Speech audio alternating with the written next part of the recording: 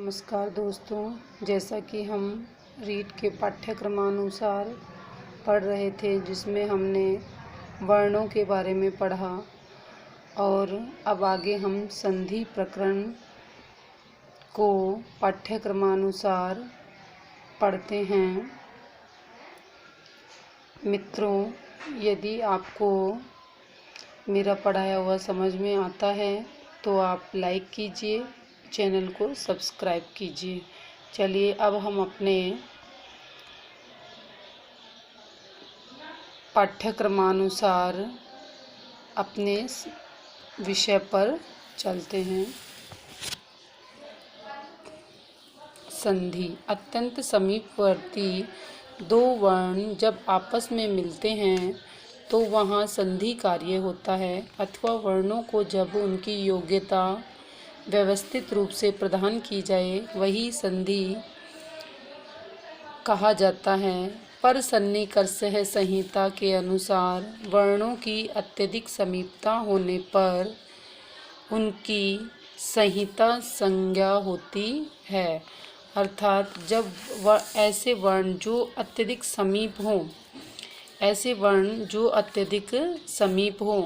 वर्णों की संहिता संज्ञा होती है। देव प्लस आल्य तो क्या बन गया यहाँ पे देवालय। ऐसे ही आगे देखिए, तथा विद्यालय में विद्या व आल्य पदों के दो अत्यंत समीपवर्ती आ वर्णों का मेल होकर एक आ हो गया और संधि को संहिता भी कहते हैं। संधि को हम क्या कह सकते हैं? संहिता भी कह सकते हैं। संधि और संयोग में क्या अंतर होता है? दो व्यंजनों के अत्यंत समीपवर्ती होने पर उनका मेल संयोग कहलाता है, किंतु संयोग की अवस्था में उन वर्णों के स्वरूप में परिवर्तन नहीं हो सकता। संधि में परिवर्तन हो जाता है। वाक्योत्तार्य में क च का संयोग मिलता है, किंतु वाग्मय में क में संधि है। ठीक है। अब देखो वाग्मय, तो ये जो अपने पास में वांग में क और मैं के अंतर्गत क्या हो गई? संधि हो गई। ठीक है। तो अब हम संधि और संयोग में क्या समझ गए? अंतर समझ गए। संधि की नित्यता। वाक्य के पदों में संधि वक्ता की इच्छा पर निर्भर करती है, किंतु एक पद के अंदर उपसर्ग और धातु में तथा समस्त पद में आने वाले वर्णों में यदि संधि बन रही हो तो संधि नित्य होती है। जैसा कि हम सूत्रानुसार समझ सकते हैं। संहित क पदे नित्या नित्या धातु उपसर्गयो नित्या समासे वाक्ये तु सा विवक्षा में अपेक्षते, अर्थात उदाहरण के रूप में एक पद होने के कारण भो प्लस अति में नित्य संधि होकर के भौती रूप बन गया। ऐसे ही उपसर्ग है, ये देखिए यहाँ पे ये क्या कह रहा है? नित्य। ठीक है। और फिर अपने पास धातु के साथ में क्या है? धातु पसर्गयो का अर्थ क्या है? उपसर्ग, अर्थात उपसर्ग तथा असहत धातु रूप मिलकर के उपा हसत रूप बन गया।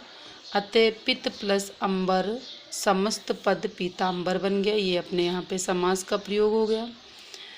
और वाक्य में वक्ता रामः गच्छति तथा रामो गच्छति दोनों तरह से कह सकते हैं।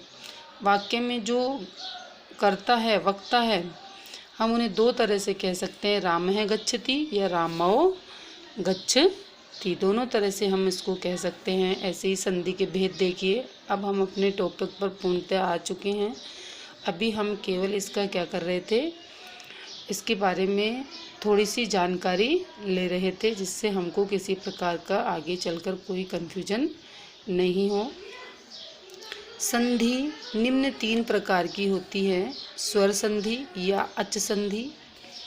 यदि दो समीपस्थ स्वरों में परिवर्तन हो उसे स्वर संधि कहते हैं। जैसे रजनी प्लस ईश, तो रजनी में ई है, बड़ी ई है, और यहाँ भी बड़ी ई है, तो दोनों बड़ी ई मिलकर के क्या हो जाएगी, बड़ी ई हो जाएगी। देखो रजनीश, यहाँ ई प्लस ई दोनों स्वरों में संधि की गई है। ऐसे ही दूसरा अपने पास दूसरी संधि है व्यंजन संधि या हल संधि। यदि दो व्यंजनों में संधि की जाती है तो उसे व्यंजन संधि कहेंगे। जैसे जगत प्लस जननी, तो क्या बन जाएगा अपने पास में, जगत प्लस जननी, तो क्या बन जाएगा, जग जननी। तो तय तथा जय व्यंजनों में संधि की गई है। यदि पहला वर्ण व्यंजन हो, पहला वर्ण क्या हो, व्यंजन हो, और दूसरा वर्ण स्वर हो, तो व्यंजन में परिवर्तन होने के कारण इसे भी व्यंजन संधि ही कहा जा सकता है। जैसे जगत प्लस ईश, तो जगदीश बन गया, तो यहाँ पे व्यंजन है ना, देखिए व्यंजन है, इसलिए क्या बन गया यहाँ पर, जगदीश। तो यहाँ तय व्यंजन तथा ई स्वर में संधि की गई है। नेक्स्ट अपने पास थर्ड नंबर पर चलते हैं अपन, विसर्ग संधि।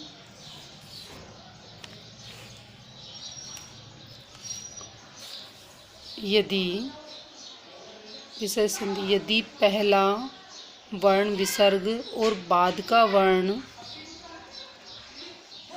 स्वर अथवा व्यंजन में से कोई भी है, तब विसर्ग में परिवर्तन होने के कारण इसे विसर्ग संधि कहा जाता है। जैसे राम है प्लस उवाच्य, तो क्या बन गया यहाँ पे, राम है उवाच्य, तो राम है प्लस वदती, तो ये जो विसर्ग है इनके स्थान पर क्या आ गया, औ आ गया ना, तो रामो वदती। जहाँ पहले उच्चारण में विसर्ग का लोप और दूसरे उदाहरण में, पहले उदाहरण में तो क्या है, विसर्ग का लोप हो गया, और दूसरे उदाहरण में विसर्ग का ऊ होकर पूर्ववृत्ति ऐकार से मिलकर के क्या हो गया, ओ आदेश हो गया। ठीक है, मैं आशा करती हूँ दोस्तों आज आपको संधि का सामान्य परिचय समझ में आया होगा कि किस प्रकार से दो शब्दों के मेल को हम संधि कहते हैं, और संधि और संयोग में अंतर क्या होता है, संधि की नित्यता क्या है, संधि के भेद कितने हैं। यदि आपको हमारे द्वारा दी गई जानकारी अच्छी लगी हो तो आप चैनल को सब्सक्राइब करें, बेल आइकन को दबाएं, और इसी क्लास को हम आगे अगले वीडियो में जारी रखेंगे। धन्यवाद दोस्तों।